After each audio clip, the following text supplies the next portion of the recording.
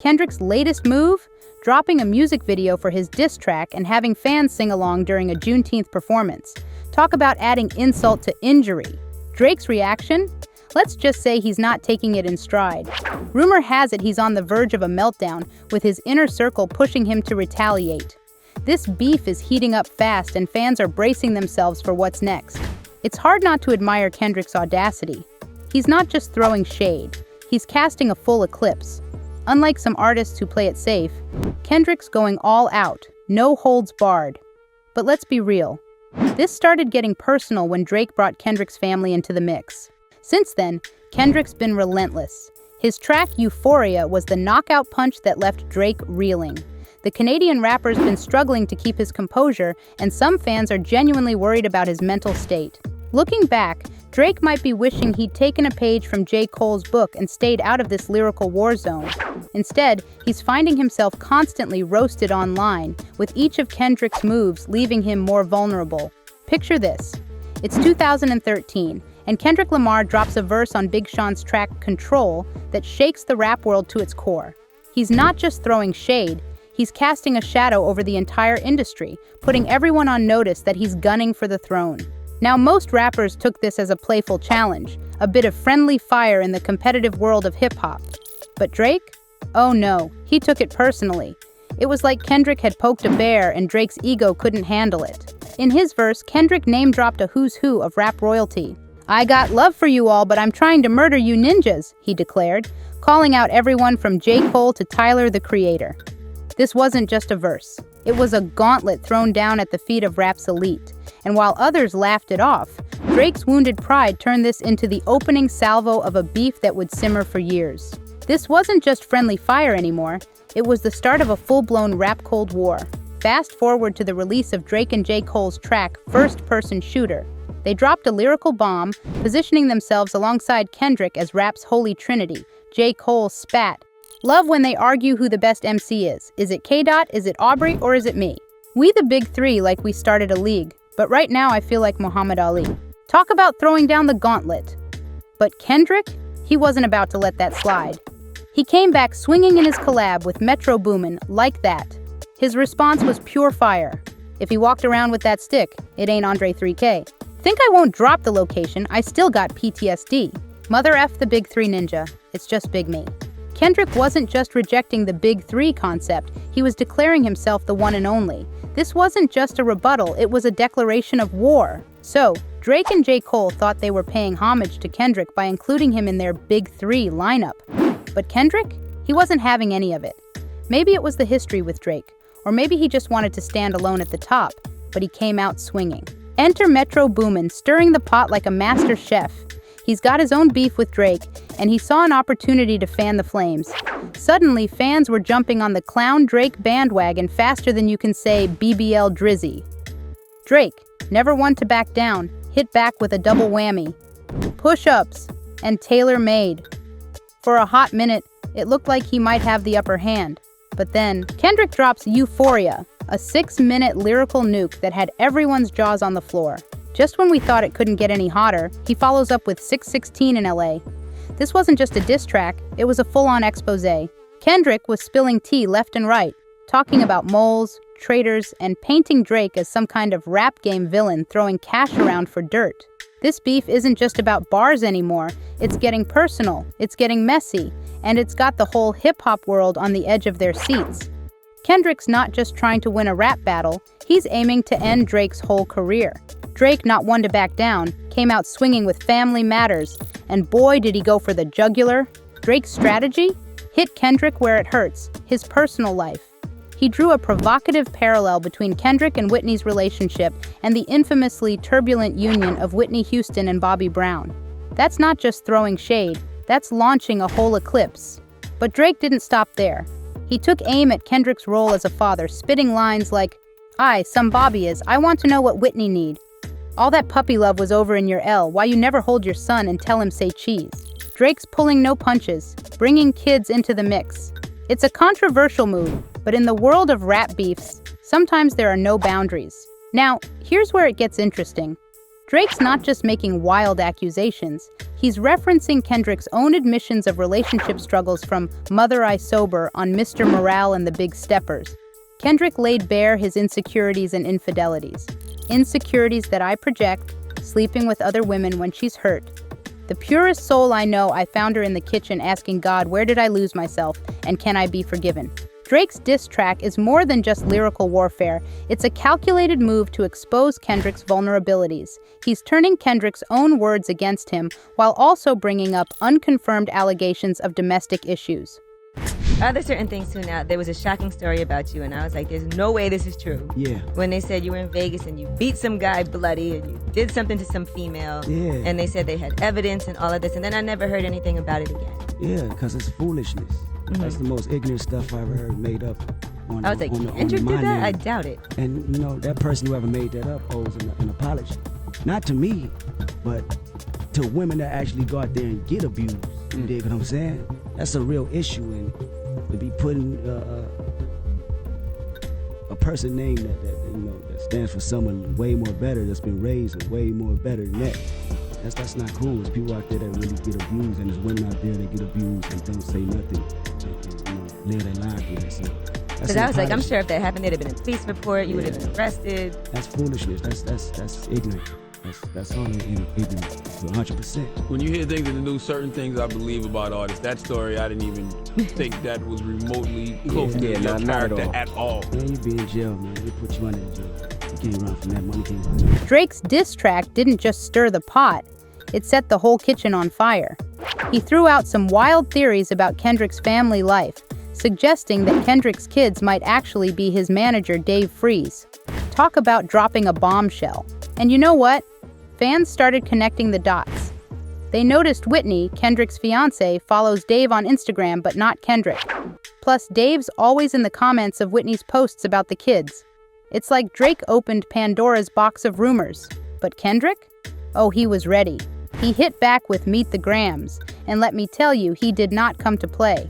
It's like he was sitting on a powder keg of Drake's secrets, just waiting for the right moment to light the fuse. Kendrick went nuclear, targeting every member of Drake's family and painting Drake as a seriously shady character. He even brought Drake's mom into it, spitting lines like, "Sand, sit down. What I'm about to say is heavy. Your son's a sick man with sick thoughts. I think just like him should die. Him and Weinstein should get fopping up in the cell for the rest of their life." Kendrick didn't stop there.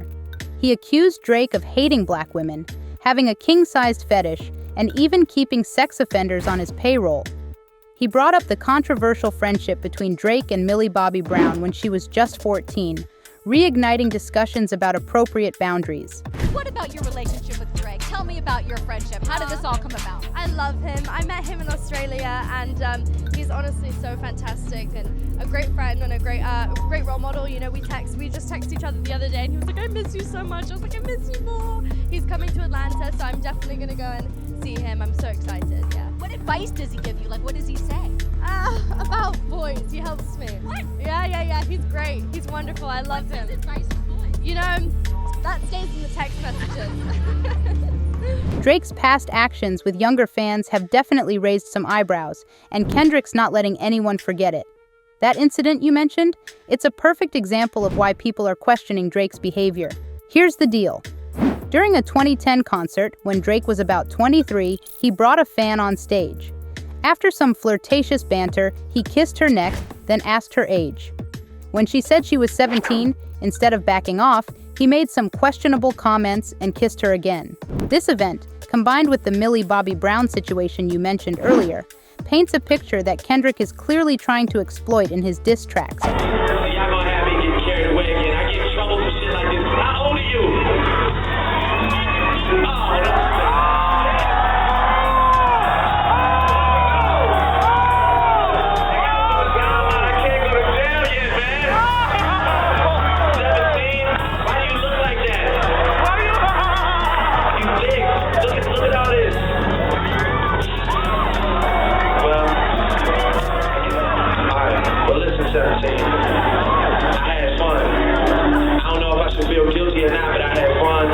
Oh, that's the way your breast feel against my chest and stuff.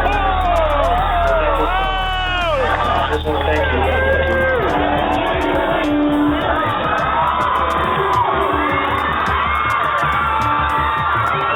Reports have emerged suggesting that Drake allegedly employs individuals solely to assist him in picking up girls. Sweetie, that's just the tip of the iceberg. Now, everything I'm about to tell you is 100% true, and this information came to me from one of the crew members on Drake's tour. This was the guy who did all the tech stuff, and he told me that Drake has an employee whose job is to go around town looking for super hot girls. He finds the girls and then he interviews them, and out of all the girls he interviews, he picks the one that he thinks is the best. Then he drives her to Drake's place. Drake has sex with her, and then he drives her home. So basically, Drake has his own private Tinder. First off, you're right to point out that there's no concrete evidence backing up the allegations against Drake. It's crucial to remember that rumors aren't facts, and multiple women have come forward to defend Drake. But in the world of rap beefs, perception can be as powerful as reality. Kendrick's strategy here is clever and ruthless. He's not inventing new scandals. He's amplifying existing whispers and letting the court of public opinion do the rest. It's a masterclass in how to weaponize gossip in a rap battle. Now, let's talk about They Not Like Us. This track is a whole new level of savage. Using Drake's house as the cover art, that's a power move if I've ever seen one, but it backfired spectacularly when Drake's Toronto home got shot up shortly after. While some tried to pin the blame on Kendrick for exposing Drake's address, that argument doesn't hold water. Drake's address has been public knowledge for ages. Still, it shows just how real and potentially dangerous this beef is getting. The kicker? They Not Like Us isn't just a diss track, it's a certified hit. Reaching #1 on the Billboard Hot 100 is no small feat. Kendrick's not just winning the beef, he's topping the charts while doing it. And that Juneteenth performance, 6 times in one show, with the crowd singing every word? That's not just a performance, it's a victory lap. Kendrick's turning his diss track into an anthem, and the fans are eating it up.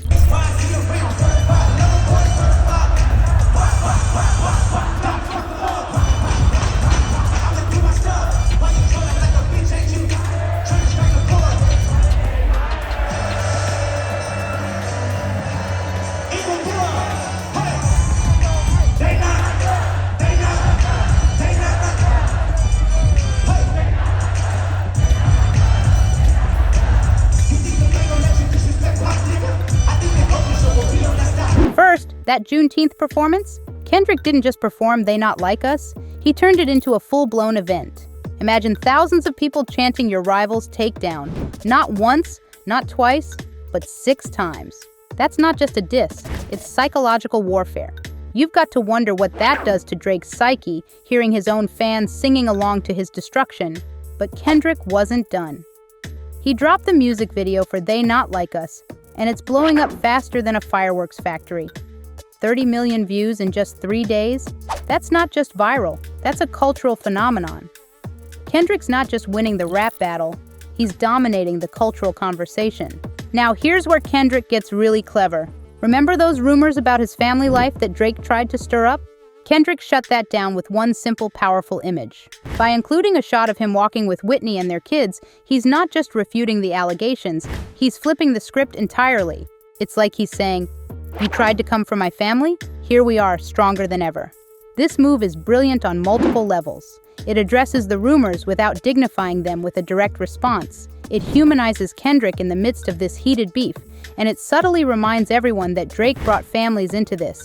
And maybe that wasn't such a smart move. Kendrick's not just trying to win the rap battle anymore, he's aiming to demolish Drake's entire narrative, both personal and professional.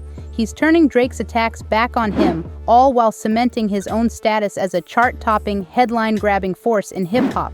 This beef has evolved beyond music.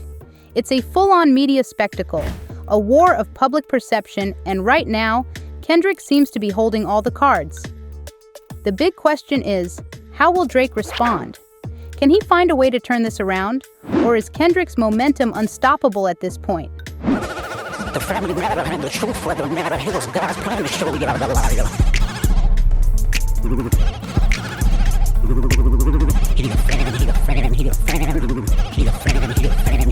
Kendrick's relentless attacks, including a viral music video and repeated performances of his diss track, are seemingly wearing Drake down.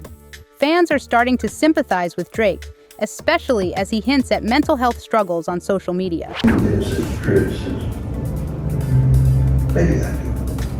But when you die, will people notice? When I know there will be a lot of memories of me by a lot of people. Many will hate me, even so. A person needs to live with vigor. Otherwise, what's born. Drake's looking rough lately. Photos of him with Michael Rubin show a man who's stressed and sleep-deprived. Insiders say he's feeling the heat from Kendrick's relentless attacks. Drake thinks Kendrick's gone too far, especially with that performance where he had Crips and Bloods shaking hands while dissing him. Fans are calling this an unprecedented cultural victory for Kendrick. The public's reaction is mixed. Some are loving the drama, calling it messiest beef levels of entertaining. Others are saying, leave Drizzy alone, feeling like it's gotten out of hand. The big question now, can Drake bounce back from this, or is he cooked? It's anyone's guess at this point. This beef has turned into a full-blown spectacle, pushing the boundaries of rap rivalries. It's not just about the music anymore, it's personal, it's cultural, and it's got everyone talking.